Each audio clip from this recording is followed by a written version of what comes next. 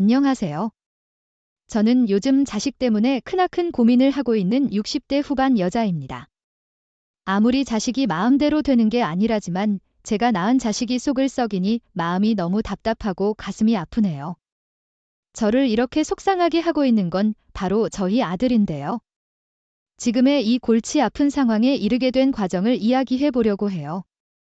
그럼 오래전으로 돌아가 한번 이야기를 시작해 보겠습니다.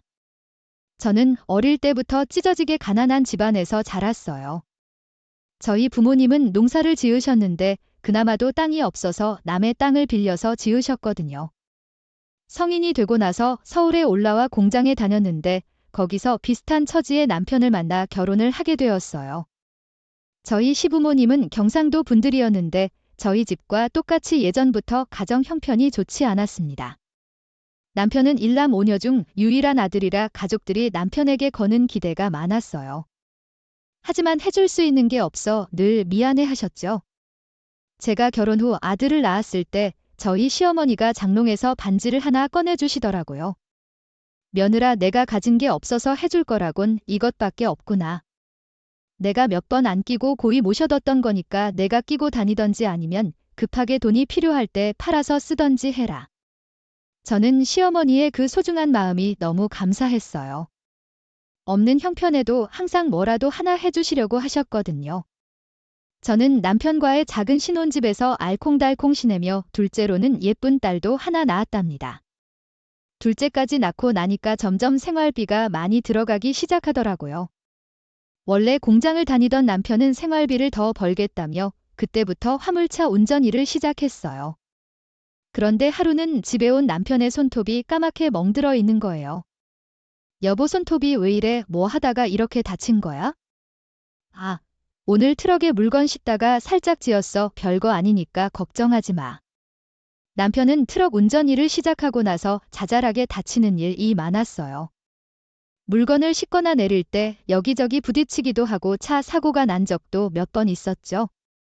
그런데 남편은 그 와중에도 퇴근하고 집에 오면 애들만 챙기더라고요. 얘들아 아빠 왔다. 오늘 아빠가 좀 늦어서 심심했지? 아빠가 얼른 씻고 나올 테니까 저녁 먹고 기차놀이 하자. 피곤할 텐데도 항상 아빠로서 최선을 다하려는 그 모습이 너무 좋더라고요. 하지만 그렇게 착하고 성실하던 저희 남편한테 예기치도 못한 불행이 닥쳐오더군요. 저희 아들이 8살이었을 때 남편이 트럭 운전을 하다가 졸음운전으로 사고가 나고 만 거예요. 다행히 생명에 지장은 없었지만 사고의 후유증으로 하반신마비가 되고 말았습니다. 그런데 수술에서 깨어난 남편은 아무것도 모른 채 저한테 이러더라고요. 여보 나 이상해. 다리가 움직이질 않아. 빨리 나아야 우리 애들을 위해서 다시 운전대를 잡을 수 있는데 왜 이렇게 회복이 느리지 여보. 이제 운전대 잡을 필요 없어. 당신 그동안 고생 많았잖아. 그동안 당신이 우리 가족을 위해 희생했으니까 이젠 당신 대신에 내가 우리 가족을 먹여 살릴게 여보. 그게 무슨 소리야. 내 나이가 이렇게 젊은데 벌써 쉬라고 그래도 내가 가장인데 그건 아니지? 아니야. 당신은 이제 쉬어 사실 의사가 그러는데 당신 이제 다리 못 쓸 거래 평생. 휠체어 신세 져야 된다고? 그러자 남편은 심하게 충격을 받아 한참 동안 멍하니 있더군요. 그리고 믿을 수 없다면서 서럽게 울기 시작했어요. 남편은 퇴원 후에도 매일 힘들어했습니다. 술은 입에도 안 되던 사람이 매일 현실을 비관하며 술을 마셨고 그렇게 다정했던 사람이 애들한테도 화를 내고 물건을 마구 던지기 시작했어요. 다 필요 없어 나가 다들 나가라고? 제가 아무리 옆에서 위로를 해주고 달래줘도 소용이 없었죠. 그러자 이 소식을 들은 저희 시부모님께서 직접 올라오셨어요. 시어머니 남편을 붙잡고 이렇게 말씀하시더라고요. 희놈아 이럴수록 정신 바짝 차리고 힘을 내야지. 저 자식까지 있는 놈이 이렇게 못난 모습 보여서야 되겠니? 어머니 전 너무 살기가 싫어요. 다리가 이렇게 되는 바람에 제가 스스로 할 수 있는 건 아무것도 없단 말이에요. 씻을 때도 애들 엄마가 씻겨줘야 되고 옷 하나 입더라도 도와주지 않으면 입을 수도 없다고요. 또 진짜 이런 꼴로는 더 이상 살아가고 싶지가 않아요. 그래도 힘을 내서 이겨내야지. 물론 네가 힘들 거라는 거 충분히 잘 알고 있단다. 그렇게 건강하던 네가 하루아침에 휠체어 신세지게 됐으니 살아갈 의지가 없어질 만도 하겠지. 하지만 넌 한 가정의 기둥이 되어야 할 아버지잖니? 그러니까 네 처자식을 생각해서라도 정신 똑바로 차리려무나 알겠니? 시어머닌 남편이 너무 걱정되셨는지 시아버지가 먼저 내려가신 뒤에도 6개월 동안이나 저희 집에서 지내면서 남편이 옆을 지켜주셨어요. 그렇게 온 가족이 남편에게 계속 힘이 되어주는 말을 하니까 남편도 어느새 안정을 되찾더라고요. 남편이 괜찮아진 건 다행이었지만 문제는 생활비였어요. 저는 남편 대신에 돈을 벌기 위해 일자리를 알아보고 다녔습니다. 그러다가 아는 언니의 소개로 파출부 일을 하게 되었어요. 처음에 맡게 된 집은 사업하는 사장님의 집이었는데 초반부터 사모님의 구박이 날라오더라고요. 아유, 그게 왜 이렇게 짜, 아줌마 돈 받고 일하면서 가난한 똑바로 못 맞춰요. 내가 이러려고 돈 주고 사람 쓰는 줄 알아요? 그리고 아줌마, 내가 창틀 청소 좀 제대로 하라고 했죠. 아까 손가락으로 쓸어보니까 먼지가 묻어나오던데 이렇게 대충 할 거예요. 아줌마, 여기에 놀러 왔어요. 돈을 줬으면 집안을 삐까번쩍하게 만들어 놔야 될 거 아니에요? 그 집의 사모님은 하루가 멀다 하고 저를 쥐잡듯이 잡았습니다. 하루는 빨래에서 쿵쿵한 냄새가 난다며 뺨까지 맞은 적도 있었습니다. 너무 억울했지만 생활비를 벌어야 했기 때문에 참으면서 다녔죠. 하지만 결국 그 사모님은 제가 너무 마음에 안 들었는지 다짜고짜 저한테 돈을 던지면서 해고 통보를 하더군요. 아줌마, 내가 정말 짜증나서 일 못 시키겠으니까 그냥 이거 먹고 떨어져요. 그리고 내가 그런 불쌍한 표정 좀 짓지 말라 그랬죠. 사람이 일을 하러 왔으면 생글생글 웃을 줄 알아야지 허구었나 그렇게 울상을 짓고 있으니까 내가 기분이 더러워서 일 시키기도 싫다고요. 저는 순간 너무 억울해서 눈물이 터져 나왔어요. 평소에도 눈만 마주치면 욕하고 별것도 아닌 걸로 저한테 화를 많이 냈거든요. 하지만 그 와중에도 전화 한마디 낼 수가 없었습니다. 죄송합니다, 사모님. 저는 돈을 하나씩 집어서 챙기고선 그 집을 나와 버렸어요. 마음 같아선 저도 똑같이 화를 내고 싶었지만 저희 남편 치료비에 애들 키우는 돈까지 생각하면 그럴 수가 없었거든요. 게다가 파출부 업계에서도 소문이 무섭고 저를 고용해준 업체랑 저를 소개시켜준 언니한테도 문제가 생길까 봐 어쩔 수 없이 꾹 참았답니다. 그렇게 그 집 일을 그만둔 후에 저는 혹시 제가 부족한가 싶어서 저한테 파출부 일자리 소개시켜준 언니한테 이것저것 노하우를 전수해달라고 했어요. 그리고 이번엔 문제없이 잘 해내겠다는 마음으로 두 번째 집에 일을 하러 가게 되었죠. 그 집 사장님은 평생 교육자로 살다가 은퇴하신 60대 어르신이었고 사모님은 몸이 안 좋으셔서 집에서 누워 계시는 분이었어요. 한 번째 직가는 다르게 사장님이 정말 잘해주시더라고요. 제가 일을 하고 있으면 흐뭇하게 웃으면서 이렇게 말씀하셨어요. 아이고, 뭘 그렇게 열심히 하세요? 좀 쉬엄쉬엄 하시지 출출하시면 냉장고에 있는 과일도 깎아먹고 그래요. 내가 그렇게 팍팍한 사람은 아니니까. 저는 이런 집에서라면 평생이라도 일할 수 있을 것만 같았어요. 하지만 제가 그 집에서 일한 지 한 달이 지나자 슬슬 사장님이 본색을 드러내기 시작하더군요. 어느 날부터 제가 주방에서 설거지를 하고 있으면 은근슬쩍 뒤에서 안으려고 하거나 실수인 척 제 손을 잡기도 했어요. 그렇게 자꾸 치근덕거리기 시작하더니 하루는 저한테 대뜸 돈 봉투를 주는 겁니다. 제가 이게 뭐냐고 물어보니까 이렇게 대답하더라고요. 남편이 다리를 다쳐서 일도 못한다며 하반신 마비며 남자구실도 못할 텐데 이참에 나랑 몰래 만나보는 건 어떤가? 나도 집사람이 아파서 누워있으니 외로운 남녀끼리 오붓하게 지내면 좋을 것 같은데? 저는 순간 얼굴이 화끈거리면서 화가 머리끝까지 치솟더군요. 그때는 일자리 잃든 말든 눈에 뵈는 게 없었어요. 그래서 그 돈을 사장님 얼굴에 집어던지면서 화를 냈습니다. 사장님, 진짜 너무하시네요. 제가 그렇게 만만해 보이세요. 저요. 남편도 몸이 아프고 집안에 돈이 없어서 이런 일 하고 있지만 그렇게 함부로 대해도 되는 사람 아니에요. 제가 이깟 돈 때문에 사장님, 애인 노릇 해줄 줄 아셨어요? 대놓고 만나자는 것도 아니고 몰래 만나자는데 그것도 안 돼? 솔직히 말해봐. 이 정도 돈이면 나 한번 만나줄 수도 있는 거 아니야? 싫어요. 싫다고요. 그렇게 여자가 만나고 싶으면 그 돈으로 술집이나 가시던가요? 전 이런 취급당하면서 더 이상은 여기서 일 못하겠네요. 회사에 말해서 그만둘 테니까 다른 사람 구하세요. 저는 그렇게 말하고선 그 집을 빠져나왔어요. 너무 속상해서 눈물이 펑펑 나오더라고요. 그런데 그 인간은 본인이 한 잘못은 생각도 안 하고 회사에 전화해 항의를 했더군요. 하지만 다행히도 회사에서는 이 모든 일을 알고 저를 이해해 주시더라고요. 하지만 전 파출부 일에 대해 깊은 회의감에 빠지고 말았어요. 그래서 결국 저는 파출비를 그만두고 식당이며 공장이며 다른 일들을 이것저것 하게 되었답니다. 하지만 다른 일을 해보아도 역시 파출부 일이 제 일 괜찮은 것 같더라고요. 그래서 저는 2년 뒤에 다시 파출부 일을 하게 되었어요.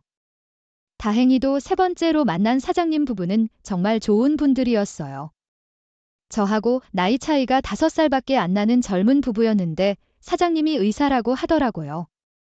그런데 여기서는 월급을 훨씬 많이 챙겨줄 테니 늦둥이로 낳은 3살배기 쌍둥이를 돌보는 조건을 내걸더군요. 저는 이미 애 둘을 키워봤기도 했고 돈도 많이 준다고 하니 결국 그 집에서 애들도 돌보면서 파출부 일을 하게 되었답니다. 그런데 하루는 제가 고무장갑을 끼고 찬물로 설거지를 하고 있었는데 사모님이 저한테 이러시는 거예요. 아유, 아무리 고무장갑을 꼈다지만 왜 맨날 찬물만 쓰세요? 뜨거운 물 좀 팍팍 쓰시지. 아니에요. 제가 전에 일해보니까 뜨거움을 많이 쓰는 걸 사모님들께서 싫어하시더라고요. 제가 난방비를 내드리는 것도 아닌데 아껴 쓰면 좋죠. 어머 세상에 누가 뜨거운 물을 못 쓰게 해요. 진짜 못된 사람들이다. 점심식 우리 집에선 그런 걱정 안 해도 돼요? 내가 그 정도 돈도 아까울 것 같으면 사람 안 쓰고 내가 직접 집안일 했겠죠. 그러니까 일할 때 뭐든지 점심시가 편한 대로 다 해요. 알았죠? 또 하루는 명절 연휴 하루 전날에 사모님이 저보고 전 부치는 방법 좀 알려달라고 하더라고요.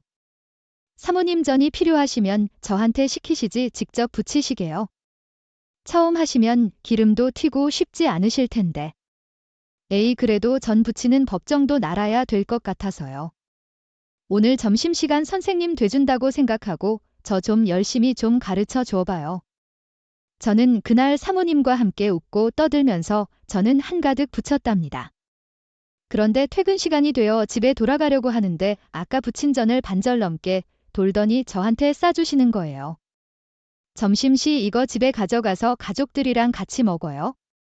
맨날 우리 집에서 일하느라 정작 점심시내 가족들 챙길 시간은 없을 거 아니에요? 명절이라고 힘들게 음식도 하지 말고요. 알았죠? 저는 그렇게 저를 생각해주는 사모님이 너무 감사했어요. 게다가 사모님은 제 생일 때 옷이라도 한 벌 사 입으라며 돈 봉투까지 주시더라고요. 제가 비록 고용되어 일을 하는 입장이긴 했지만 단 한 번도 저를 아랫사람 취급하지 않고 존중해 주었어요. 심지어 제가 일한 지 3년쯤 됐을 땐 저한테 서로 말도 편하게 하자고 하시더군요. 정심아 오늘 내 생일이지. 내 사모님 아유 또 사모님이라고 한다. 내가 우리 애들한테도 앞으로 아줌마라고 부르지 말고 이모라고 부르라고 했거든. 그러니까 너도 나한테 그냥 편하게 언니라고 해. 그때부터 전 사모님을 언니라고 부르며 더욱 친해지게 되었답니다. 하루는 언니가 저희 가족을 집에 초대해 준 적이 있었어요. 요리하는 분까지 불러 거하게 한 상 차려주시더니 맛있게 먹으라고 하더군요. 언니는 저희 아들한테 공부 잘한다고 들었다며 칭찬을 하더니 저희 딸한테도 이러더라고요. 진아야. 너희 엄마한테 들어보니까 내가 아빠를 그렇게 잘 챙긴다며 아빠 밥도 매일 차려드리고 어깨도 주물러 드린다면서 세상에. 너 같은 효녀도 없다에 내가 아주 부러워 죽겠다. 그러자 저희 딸은 똘망똘망한 표정으로 이렇게 말하더군요. 자식이니까 부모님한테 효도하는 건 당연한 거예요. 전 나중에 간호사 돼서 아빠처럼 몸이 불편한 사람들을 돌봐줄 거예요. 그 말에 거기 있던 사람들 모두 웃음을 터뜨렸답니다. 저희 딸은 어려서부터 남편을 참 많이 챙겼거든요. 아들은 좀 무뚝뚝한 성격이었지만 딸은 애교가 많아 참 의지가 많이 되었어요. 저희 남편도 딸 덕분에 웃는 날이 많았답니다.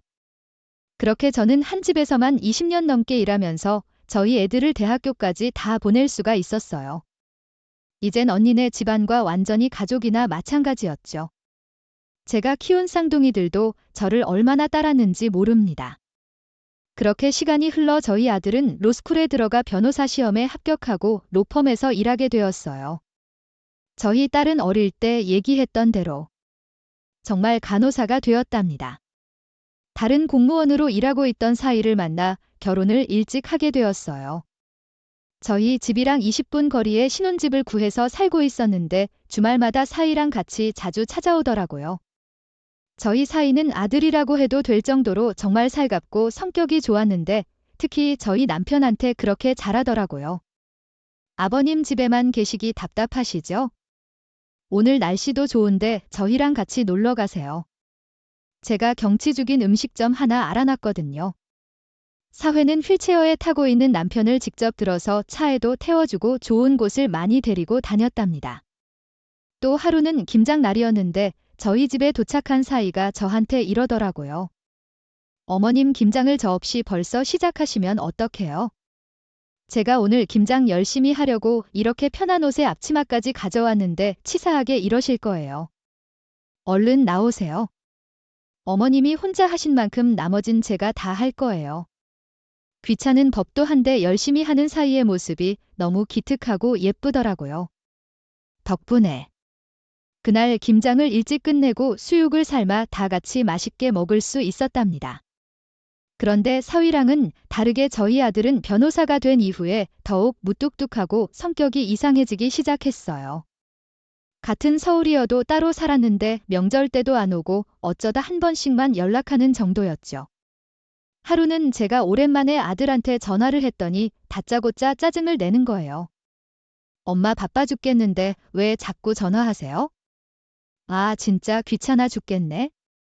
정서가 엄마가 오랜만에 전화했는데 그렇게 짜증낼 일이냐? 그나저나 너 내일 내 아버지 생신인데 집에 올 거지. 생신이 뭐 대수예요?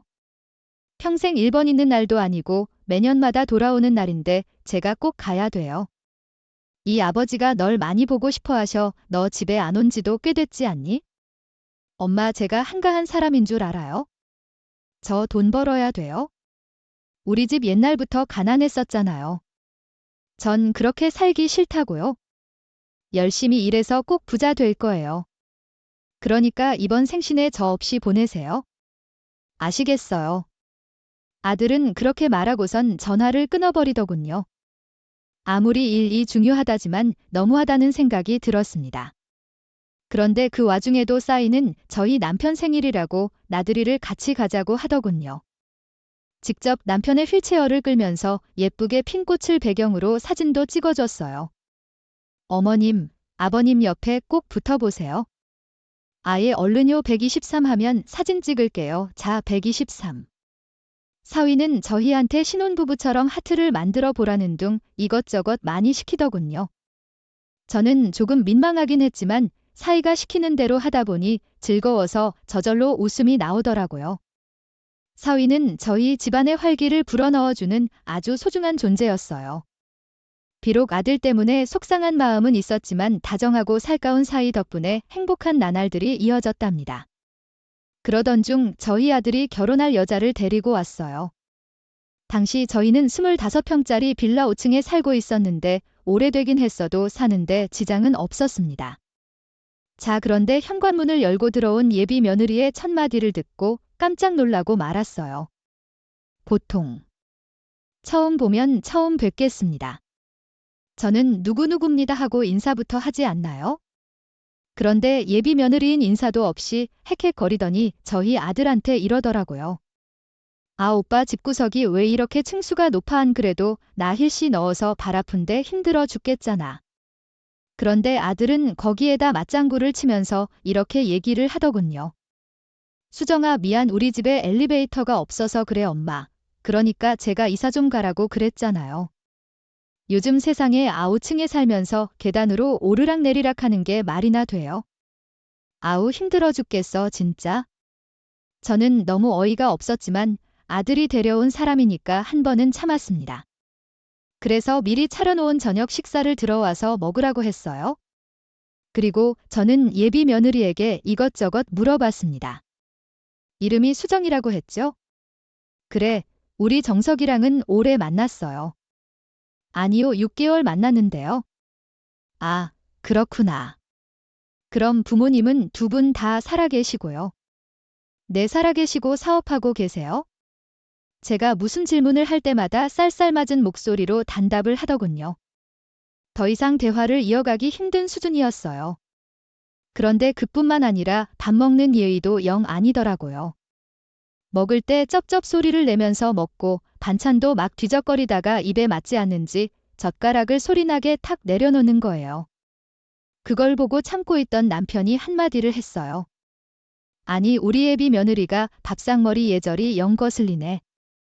평소에는 어떻게 생활하는지 몰라도 오늘은 처음으로 인사 온 날이니까 기본적인 예절은 지켜야 되지 않겠어요? 네, 제가 뭘 어쨌다고요? 와, 진짜 웃겨 죽겠네. 오빠네 부모님 왜 이러셔? 그러자 어이없게도 저희 아들이 버럭성을 내더군요. 아버지 진짜 왜 이러세요? 요즘 MZ세대 몰라요? 밥상머리 예절 운운하면서 그렇게 잔소리하시면 꼰대 소리 들어요. 내가 이래서 집에 안 데리고 오려고 그랬는데 우리 수정이 앞에서 창피하기 이게 뭐예요? 아휴, 저 오늘은 그냥 가볼게요. 기분 잡혀서 더 이상 못 앉아 있겠어요? 수정아 가자. 아들은 그렇게 말하고선 예비 며느리의 손을 붙잡고 휙 나가버리더군요. 예비 며느리도 인사 하나 없이 눈을 흘기면서 가버렸어요. 세상에. 싸가지도 그런 싸가지가 없더군요. 저는 아들과 예비 며느리 행동에 너무 기가 차고 걱정이 되었답니다. 남편도 아들이 가고 나서 술을 벌컥벌컥 들이키더니 이렇게 말하더군요. 저놈의 자식이 아주 가정교육을 잘 못 받았어? 기계 다 내줘야 내 죄라고.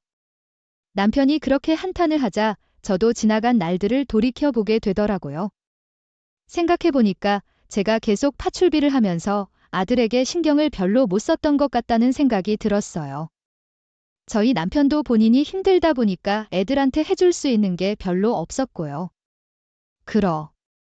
아들이 그런 환경 속에서 공부도 혼자 하고 혼자 생활하는 시간이 많다 보니 제가 모르는 사이에 조금씩 엇나갔던 것 같더라고요. 게다가 예비 사돈 집안은 저희 집과는 다르게 굉장히 잘 사는 집이었는데 예비 며느리가 어릴 때부터 부족함 없이 오냐오냐 커서 그런 것 같더군요. 저희 아들도 그렇고 예비 며느리도 그렇고 가정교육이 이래서 중요한 거구나라는 걸 느꼈답니다. 그런데 저는 아무리 아들이 좋다고 해도 그런 여자랑은 결혼을 시키고 싶지 않더라고요. 그래서 얼마 후에 아들에게 이렇게 얘기했어요. 정석아, 이번에 보니까 예비 며느리가 인성이 형 별로인 것 같더구나. 네가 능력이 없는 것도 아니고 다른 여자도 충분히 만날 수 있는데 이번 결혼은 그냥 없는 걸로 하면 안 되겠니? 엄마가 뭘 안다고 그러세요? 하다 이제는 아들 혼사같이 막으려고 하시는 거예요? 아이, 그게 무슨 소리야? 난 내가 걱정돼서 그러는 거지? 어른이 내가 보기엔 그 애가 영 글러먹은 것 같아서 그래? 그런 애랑 결혼하면 너만 고생하는 거야? 고생을 해도 제가 해요. 엄마가 왜 참견하는데요? 저 어릴 때 맨날 남의 가정만 돌보다가 우리 가족은 돌보지도 않았으면서 왜 이제 와서 저한테 이래라 저래라 하시냐고요? 저요, 제 인생은 제가 알아서 할 거예요. 그러니까 제 혼사길 막지 마세요.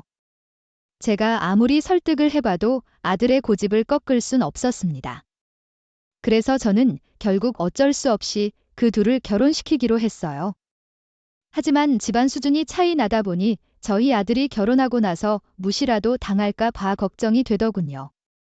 그래서 저는 상견례 날에 저희 아들이 꿀리지 않도록 미용실에서 파마도 하고 화장도 예쁘게 하고 저희 남편도 양복을 새로 사서 잘 차려 입고 갔답니다. 그런데 상견회장에 도착하자 제가 우려했던 일이 그대로 일어나더군요. 아, 안녕하세요. 저희는 정석의 MEAB 되는 사람입니다. 그런데 예비사도는 내오셨어요. 한마디 하고선 식사하자는 말도 없이 먼저 밥을 먹기 시작하더군요. 그리고 밥을 먹던 예비 안 사더니 대뜸 저한테 이렇게 묻는 거예요. 그런데 혹시 전엔 무슨 일을 하셨어요? 갑작스러운 그 질문에 대답이 바로 나오지 않아 머뭇거리는데 안 싸더니 또 이러더군요. 왜 말을 못하세요? 전에 어느 직장에서 일하셨냐고요? 그래도 아들을 변호사까지 만들었으면 대단하신 분인데 무슨 일을 하셨냐니까요. 그런데 그때였어요. 옆에서 조용히 밥을 먹고 있던 딸이 나서더군요. 네, 맞아요. 우리 엄마 정말 대단한 분이세요. 우리 엄마 없었으면 우리 오빠가 변호사 되는 건 꿈도 못 꿨을 거예요. 그리고 자꾸 예전에 무슨 직장 다녔냐고 물어보시는데 제가 대신 대답해 드릴게요. 저희 엄마요. 파출부 일하셨어요. 20년이 넘는 시간 동안 파출부 일하면서 저랑 오빠 대학까지 보내고 이렇게 헌신하면서 사셨다고요? 뭐 파출부에 그럼 남의 집 식모살이 하면서 지금까지 애들을 키웠단 말이에요. 아휴 진짜 황당하네 여보. 우리 딸 이런 집안이랑 결혼시켜야 돼? 집안 수준이 너무 차이나잖아. 그런데 그 와중에 예비 며느리인 눈을 흘기면서 맞장구를 치더라고요. 엄마 내가 그래서 얘기했잖아. 저번에 오빠네 집 가보고 깜짝 놀랐다니까? 세상에 무슨 80년대도 아니고 엘리베이터가 없는 게 말이 되냐고? 집구석도 무슨 바퀴벌레 나올 것까지 생겼어. 저는 순간 너무 화가 나서 예비 며느리와 예비 안 싸던 애게 이렇게 소리쳤습니다. 얘 너 지금 사람을 앞에 두고 그게 무슨 말 버릇이냐? 그리고 예비 사부인 말씀이 지나치시네요. 상견례 자리에선 예의를 갖추셔야 되는 거 아닌가요? 하지만 예비 안 사도는 나란 것 하지도 않고 오히려 적반하장으로 나오더군요. 어유 예의는 무슨 적이요? 어차피 우리가 뭐 그쪽을 보고 결혼시키는 것도 아니고 우리의 미사일과 변호사라서 결혼시키는 겁니다. 그쪽들이 가난하든 말든 상관없다고요? 그런데 아무리 그래도 파출분 좀 너무했네. 저기요. 제가 혹시나 해서 얘기하는 건데 저희한테 돈이든 뭐든 영. 팔 생각하지 마세요. 그리고 옛날에 조선시대 땐 계급 사회였던 거 아시죠? 옛날 같았으면 우리 집은 양반집이고 그쪽 집은 노비예요. 애초에 결혼 자체가 성사될 수 없는 건데 그래도 결혼시키는 거니까 고맙게 생각하라고요? 예비 안 사돈의 말에 너무 기가 막혀서 말도 안 나오더군요. 그런데 그때 저희 딸이 자리에서 벌떡 일어나며 이렇게 소리쳤어요. 저기요 아줌마 지금 말 다 했어요? 참나 아까 아줌마가 그랬죠? 집안 수준이 너무 차이 난다고요? 지금 보니까 그 말이 딱 맞네요. 입에서 똥내나는 더러운 말들만 내뱉는 아주 많이 집안하고 저희 집하고는 수준 차이가 나도 너무 난다고요? 뭐라고요? 어머나, 상견례 자리에서 이게 무슨 버릇없는 짓이야? 집안 전체가 무식해도 너무 무식하네. 무식한 건 우리 집안이 아니라 아줌마네 집안이겠죠. 오빠 왜 입 다물고 가만히 앉아만 있어. 오빠는 엄마가 이렇게 심한 말을 들었는데 화도 안 나. 오빠가 나가서 뭐라도 한마디라도 해야 될 거 아니야? 오빤 이런 상황 속에서도 저런 집안 딸이랑 결혼을 하고 싶어. 그런데 저희 아들이 얼굴이 시뻘개져서는 딸한테 이렇게 소리를 치더군요. 그래, 결혼하고 싶다. 이분들은 날 저 위까지 올려줄 분들이야. 우리 집에선 그런 거 못하잖아. 그리고 우리 예비 장모님 말이 틀렸어. 조선시대로 따지면 수준 안 맞는 거 맞잖아. 내가 결혼해서 신분 상승하고 싶다는데 네가 왜 난리야 뭐라고? 미쳤구나. 변호사 되더니 지 잘나 맛의 부모도 버리겠다. 이거지. 야 내가 앞으로 너한테 오빠라고 부르면 난 이제 사람도 아니다. 이거나 먹고 꺼져. 딸은 그렇게 말하고선 물잔에 있는 물을 아들의 얼굴에 확 뿌려버렸어요. 그런데 그때 저희 사이도 화가 잔뜩 나서 한마디 하더군요. 형님, 정말 실망입니다. 힘들게 공부해서 변호사 되신 거 존경하고 있었는데 아무래도 제가 사람을 잘못 봤나 보네요. 형님 인생은 돈이 다가 아닙니다. 어려운 환경 속에서도 고생하면서 힘들게 형님을 키워주신 부모님한테 이러는 거 아주 큰 잘못하시는 거라고요. 뭐야 매제 지금 말 다 했어. 이게 위아래도 모르고 까불어. 저는 끝까지 적반하장으로 나오는 아들을 보고 더 이상 참을 수가 없더군요. 그래서 아들에게 이렇게 소리쳤습니다. 정석이 너 제발 그만하지 못해. 우리 사이가 뭐 틀린 말 했냐? 너 같은 건 아들도 아니야? 저 인간들이 우리를 이렇게나 무시하는데 그런데도 꼭 결혼을 하고 싶다 이거지? 그래. 어디 한번 결혼해서 잘 살아봐라. 가족 없이 잘 살아보라고. 그러자 남편도 저를 따라 불같이 화를 내더군요.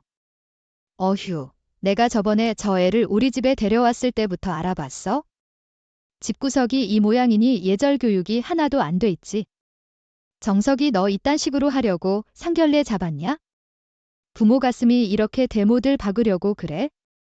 나도 네가 저런 애랑 결혼하든지 말든지 신경 안 쓰마. 그러니까 앞으론 너 알아서 하거라. 그렇게 저희는 상견례장을 빠져나왔습니다. 밖에 나와서도 가슴이 너무 아파서 눈물만 나오더라고요. 솔직히 그런 일을 겪었는데도 아들이 결혼식을 참석해야 될지 말아야 할지 고민이 많았어요.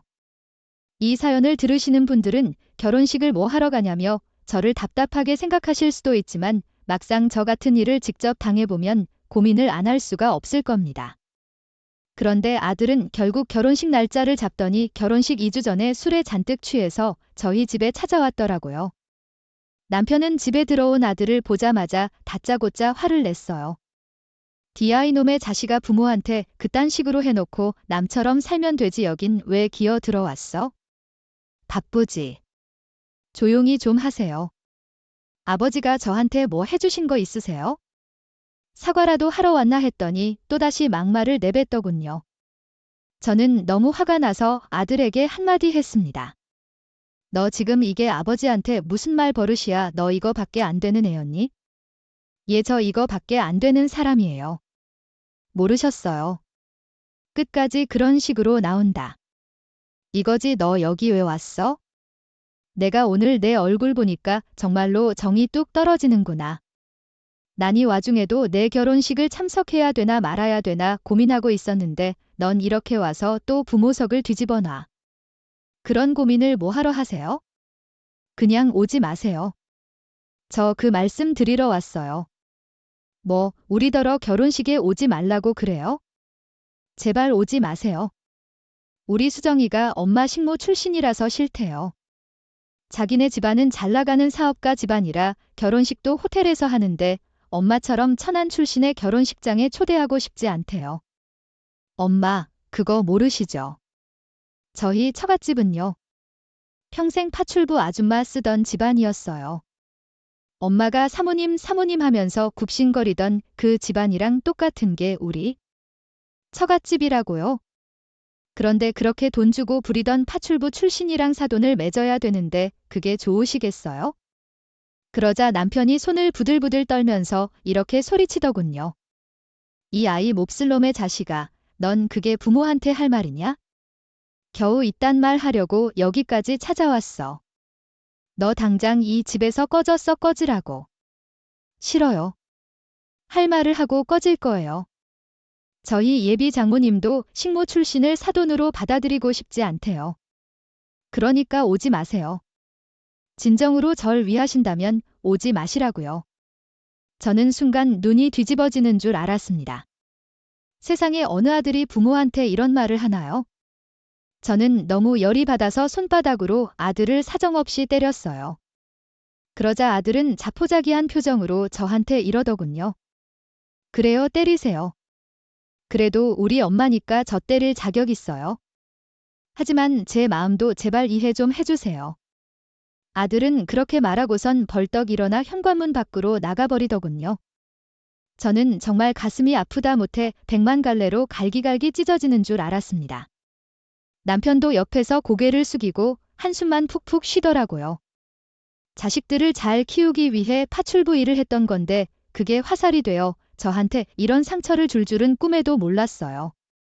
그렇게 힘든 와중에 저는 마음을 의지할 곳을 찾아갔습니다. 바로 제가 20년 넘게 일했던 그 언니네 집이었어요. 의사였던 형부가 나이가 70이 넘어가면서 병에 걸려 집에 누워있는 시간이 많아졌고 언니도 당뇨랑 혈압 때문에 몸이 안 좋았거든요. 저한텐 은인이나 다름없는 사람들이었기 때문에 파출부 일을 그만둔 이후에도 일주일에 한 번씩 음식도 해주고 청소도 해주면서 도와주고 있었답니다. 저는 너무 답답한 마음에 언니네 집에 찾아가 언니한테 하소연을 했어요. 언니나 아무래도 자식을 잘못 키웠나 봐. 내가 이러려고 그렇게 힘들게 애들을 키운 게 아니었는데 도대체 내 인생은 왜 이런 걸까? 아휴정석이 걔가 어릴 때부터 똑똑하긴 했어도 정이 없고 무뚝뚝한 것 같더라니 어떻게 지 부모한테 그런 심한 말을 해. 이 얘기를 들으니까 내가 다 속상해 죽겠다. 그런데 정신마 자식이라는 게 원래 자기 뜻대로 되는 게 아니래? 그래도 너희 딸 진아는 남부럽지 않은 효녀잖니. 많이 속상하겠지만 얼른 잊고 좋은 것만 생각하자요. 언니가 절 안아주면서 위로해주니까 조금은 위안이 되더라고요. 그런데 그때였어요. 갑자기 현관문을 열고 반가운 얼굴이 나타났습니다. 득엄하루 제가 키운 쌍둥이 중 첫째였어요. 이모 왔어요. 어쩐지 이상하게 오늘따라 얼른 퇴근하고 집에 일찍 가고 싶더라. 아이고 또 이모 온 주로 어떻게 하고 쪼르르 달려왔구먼. 원래 이모랑 저랑 텔레파시가 잘 통하잖아요. 이모 저 배고파요. 밥 주세요 주석이. 너 언제까지 이모한테 밥 차려달라고 할 거야? 이모도 이제 나이 드셔서 너 밥 차려주려면 힘들어. 그래도 엄마보다 이모가 차려준 밥이 더 맛있단 말이에요. 엄마가 백날 이모한테 배워서 해줘봤자 그 맛이 안 나오는 걸 어떡해요? 그죠? 이모 아이고 그래. 우리 추석이가 내가 해주는 밥이 먹고 싶다는데 당연히 해줘야지. 그럼 뭐 해줄까? 제육볶음 해줄까? 아니면 김치찌개 끓여줘. 그런데 그때 둘째도 때맞춰 현관문을 열고 들어오더군요. 이모 내가 이모 보고 싶어 하는 거 어떻게 알고 딱 맞춰서 왔어요? 안 그래도 이모한테 전화 한 통 하려던 참이었는데. 아유 정신이 넌 좋겠다. 어쩜 우리 애들이 나보다 널 더 좋아하니? 어느새 직장인이 된 쌍둥이들은 아직까지도 저를 잘 따르고 애교가 참 많았어요. 그런 쌍둥이를 보니까 저희 아들이랑 비교를 안 할 수가 없더라고요. 저희 아들이 쌍둥이들 반의 반만이라도 닮았으면 좋겠다고 생각했답니다. 게다가 쌍둥이뿐 아니라 저희 사이도 저한테 힘이 참 많이 되어주었어요. 딸이랑 사이가 상견례 사건 이후로 거의 매일같이 찾아와 위로해 주었거든요. 그리고 저희 가족은 다 같이 아들의 결혼식에 참석하지 않기로 했어요. 본인이 원치 않는다는데 굳이 갈 필요 없다는 게 저희 가족의 결론이었죠. 아들은 그렇게 결혼식을 올렸고 그 이후엔 그 어떤 소식도 없더군요. 저도 아들도 그냥 없는 사람이라고 생각하고 지냈답니다. 처음엔 우울했지만 딸이랑 사이가 항상 즐겁게 해주고 언니네 가족들도 저한테 너무 잘해주니까 금방 웃음을 되찾을 수 있었답니다. 그런데 아들이 결혼한 지 2년쯤 지났을 때였어요. 갑자기 아들이 집에 찾아와선 다짜고짜 저랑 남편 앞에 무릎을 꿇고 앉아서 울기 시작하는 겁니다. 아버지, 죄송해요. 제가 정말 큰 잘못을 했어요. 뭐야, 왜 찾아왔어? 결혼하고 한 번도 연락 안 하더니 이제 우리하고 남남으로 지내기로 한 거 아니었냐? 그러게 가족을 버리고 갔으면 잘 살기나 할 것이지 갑자기 왜 찾아와서 울고불고 하는지 이해가 되지 않더군요. 그런데 이윽고 아들의 입에선 충격적인 얘기가 나오고 말았습니다.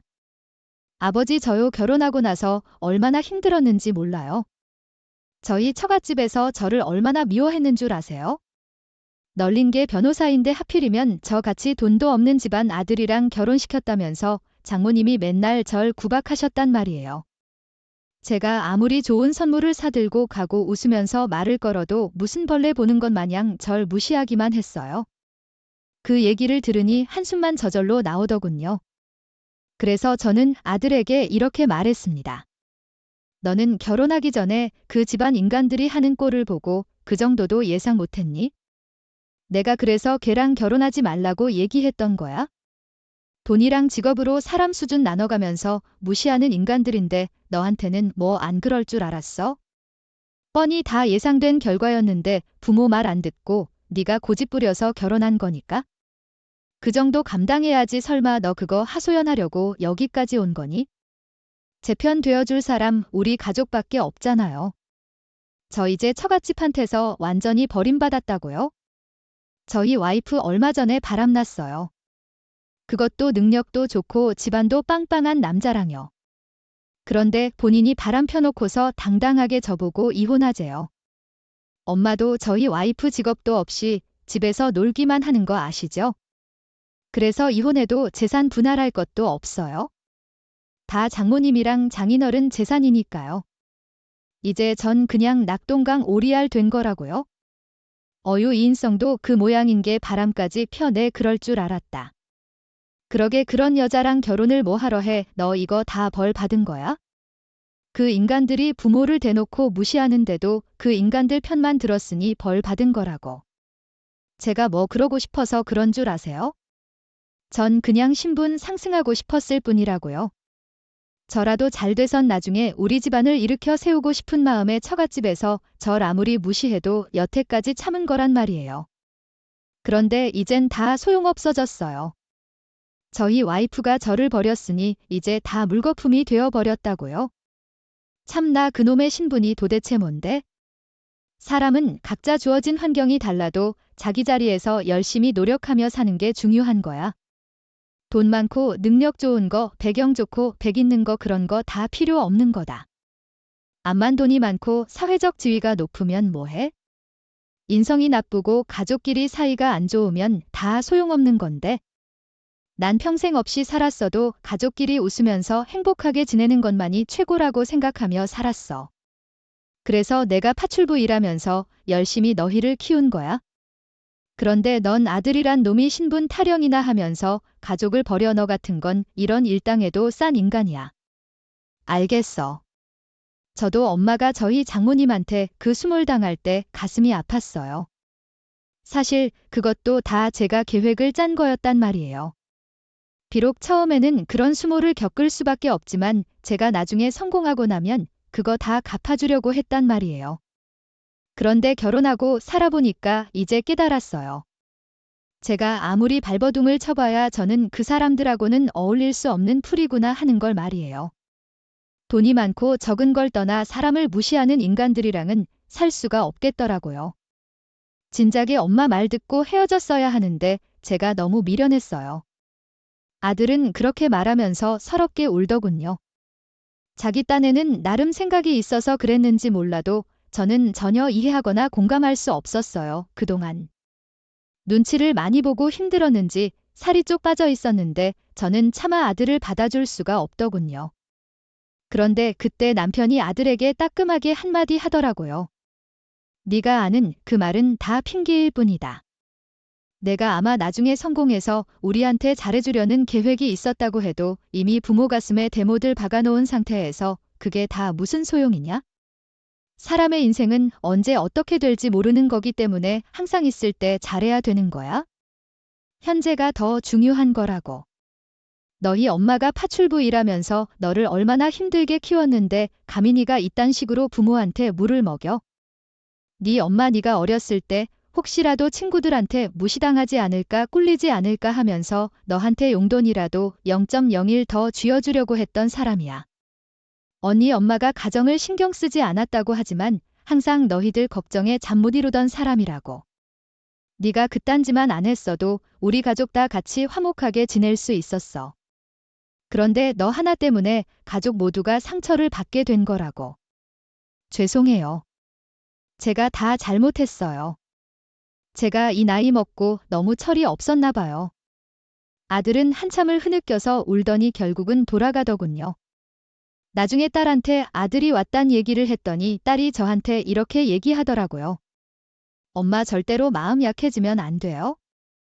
오빠가 지금 이혼까지 당할 위기라서 의지할 데가 없으니까 그런 거지 한번 그랬던 인간이 또 못 그러겠어요? 분명히 상황이 괜찮아지면 나중에 또 그럴 인간이에요. 엄마 차라리 우리가 더 잘할 테니까 오빤 그냥 잊어버려요. 그렇게 결국 전 아들을 받아주지 않았어요. 얼마인가? 아들은 결국 이혼을 했더라고요. 저는 가슴이 아팠지만 최대한 신경 쓰지 않으려고 하면서 일상을 살아갔답니다. 그냥 저한테 자식은 딸 하나뿐이라고 생각하면서요.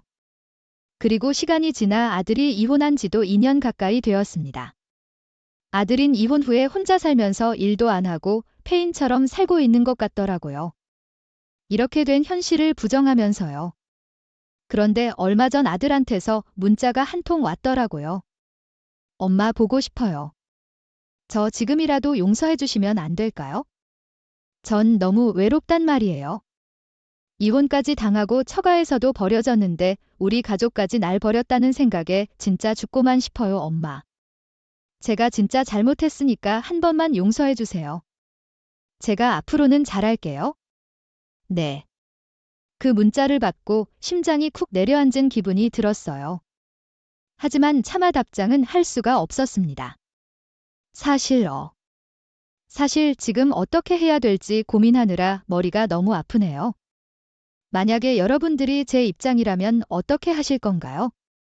사실 제가 이 사연을 쓴 내용은 빙산의 일각일 뿐이에요. 아들이 저와 남편에게 심하게 했던 행동은 더 많았거든요. 지금 제 사연을 듣고 계시는 시청자분들은 다들 자식을 키우고 계시고 자식과 한 번쯤은 갈등을 빚으신 분들이 많으실 겁니다. 이럴 때 어떻게 해야 되는지 현명한 조언 한 번씩만 부탁드릴게요. 어떤 분들은 왜 저런 아들을 매정하게 내치지 못하냐면서 저보고 아들 바보냐고 하실 수도 있지만 저는 제가 배 아파서 낳은 자식이라 그런지 고민이 참 많이 되네요. 여러분 저 어떻게 해야 될까요? 제가 이 사연을 듣는 분들께 한 가지 부탁드리고 싶은 게 있다면 직업에 귀천이 있다는 생각을 버리셨으면 하는 거예요.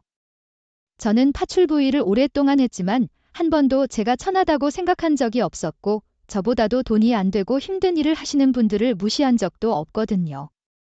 오히려 저는 파출비를 하면서 소중한 인연을 만나 얼마나 감사한지 모릅니다. 지금도 언니네 부부와 쌍둥이들이 저를 많이 응원해주고 있거든요. 여러분, 마지막으로 제가 이 고민을 끝낼 수 있도록 부디 현명한 지혜 부탁드립니다. 그럼 제 이야기는 여기에서 마치도록 할게요. 다들